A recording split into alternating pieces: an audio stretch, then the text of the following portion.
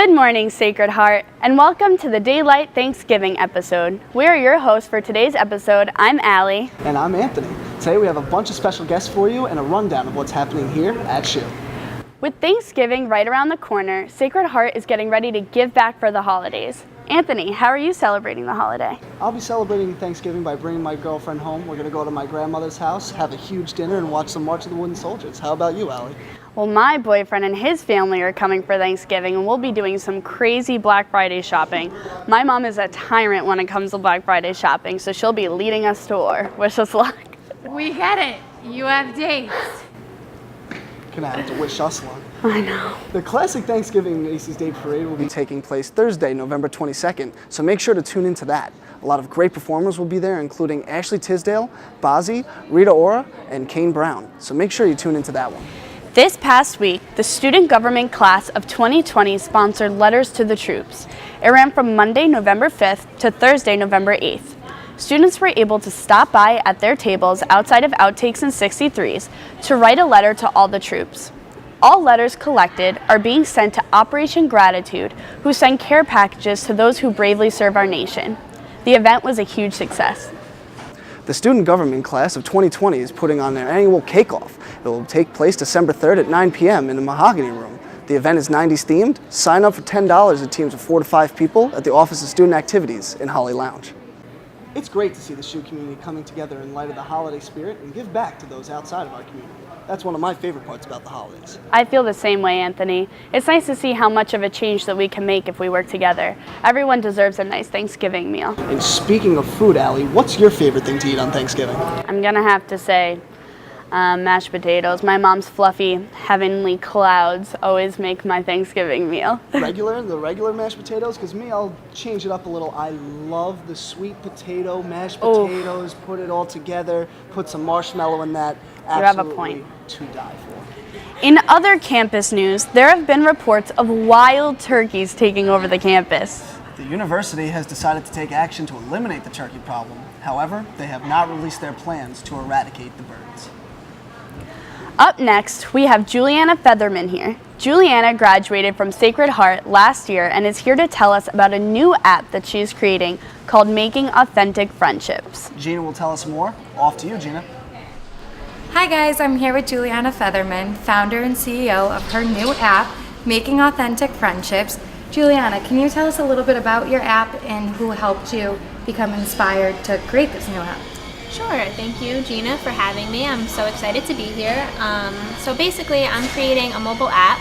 It's called Making Authentic Friendships, LLC, and it's going to enable children and adults with special needs make friends. And that's children from ages 13 and up, obviously for like child protective law type of things. And then there is no age limit on how old you could be to use the app. It's going to match them based on their age, their diagnosis, their geographic location, and their interests. So we definitely are committed to matching like-minded individuals. The inspiration behind this app is my brother Michael. He has autism. He's 20 years old and he is high functioning. He talks, can function pretty much on a day-to-day basis, but he just really lacks social skills like many people with special needs do. And seeing him be really depressed about not having friends and lonely on top of the issues he already has was really hard for me as a sister. So I decided, why not try to do something about it? And what are some struggles you're facing with creating this app?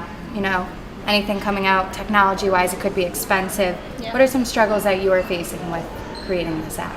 Well, it's definitely the biggest struggle I'm facing. As you know, I just crowdfunded recently. I raised $12,000, which is amazing for someone like me who's young, and obviously I don't have a huge following per se, but I am struggling to raise enough money necessary. The app company I would like to use to develop is going to cost me $50,000. So, and that actually in the app world is rather reasonable, believe it or not.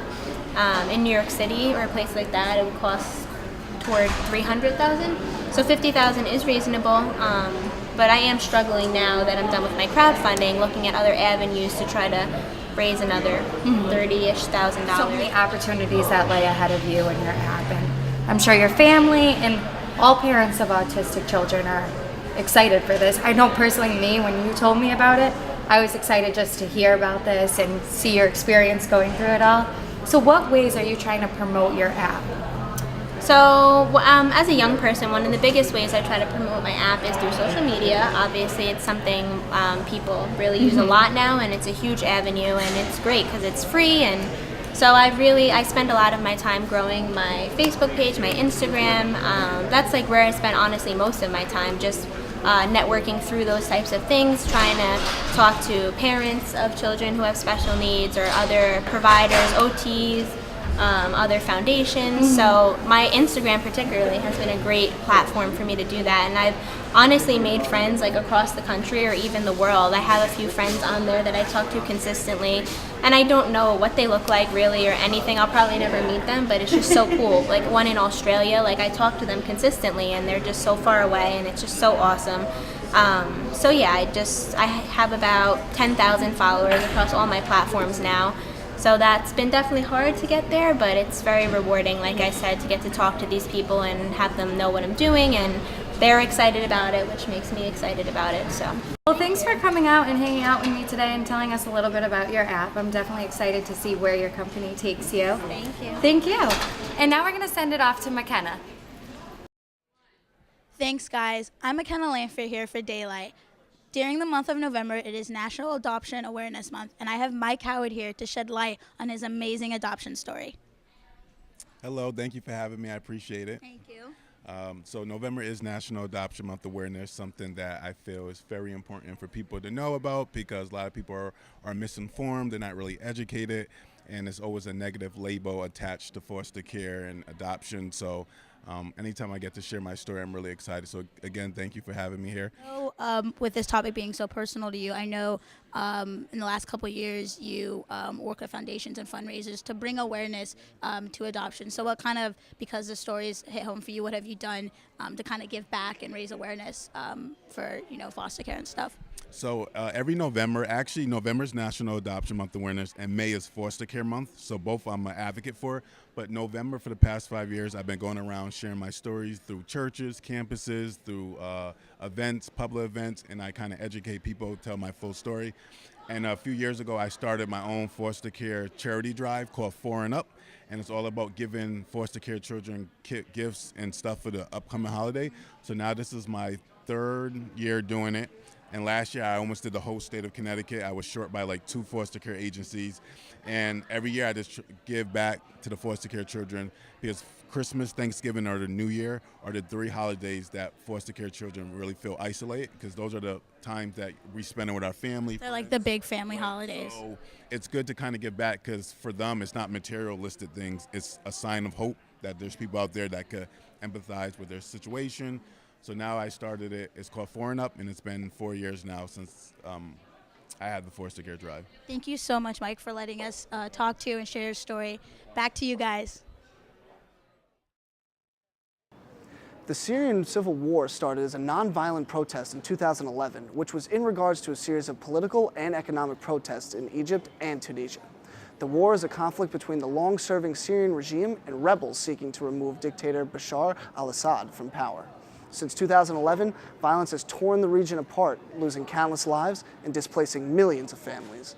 As Assad and his army attack demonstrators and use deadly chemical weapons in their attempt to crush the rebellion. Here we have Dylan Connor to talk more about the Syrian Civil War colloquia on Friday.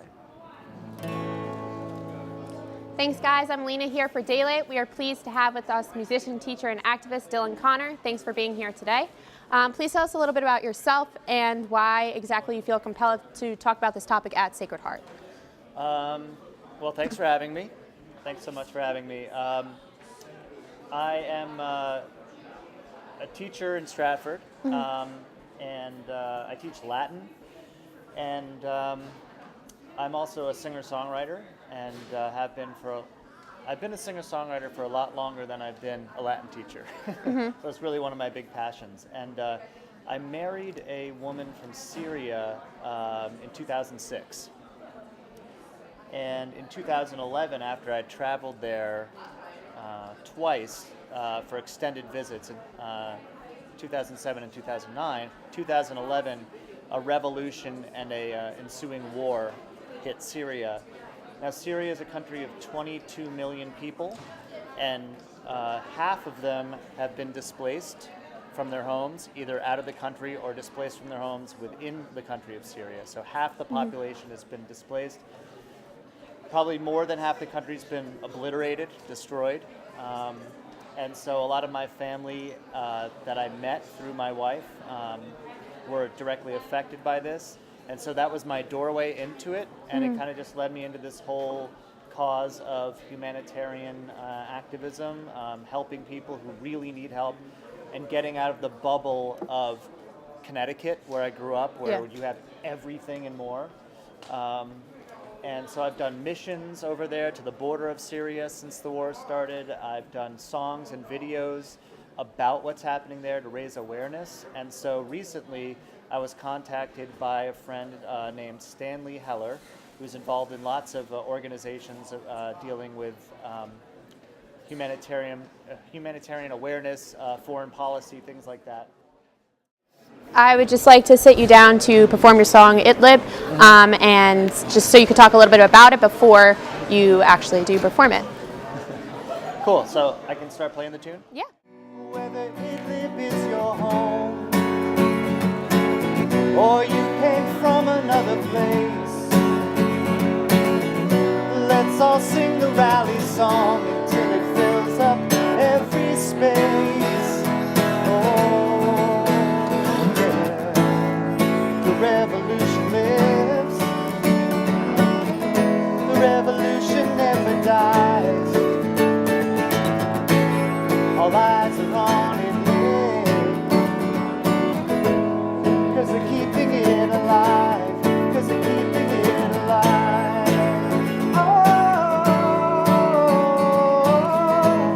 They're keeping it alive.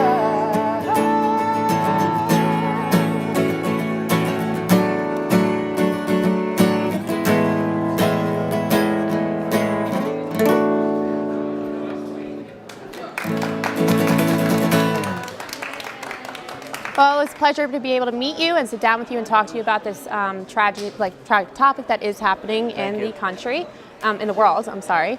And I'm just going to send it back to the table with Allie and Anthony. Thanks, guys. Well, thank you for tuning in to this very special Thanksgiving episode of Daylight. For the whole cast and crew here at Daylight, we'd like to wish you and your families a very happy Thanksgiving. Happy Thanksgiving! Gobble, gobble. I did a moose.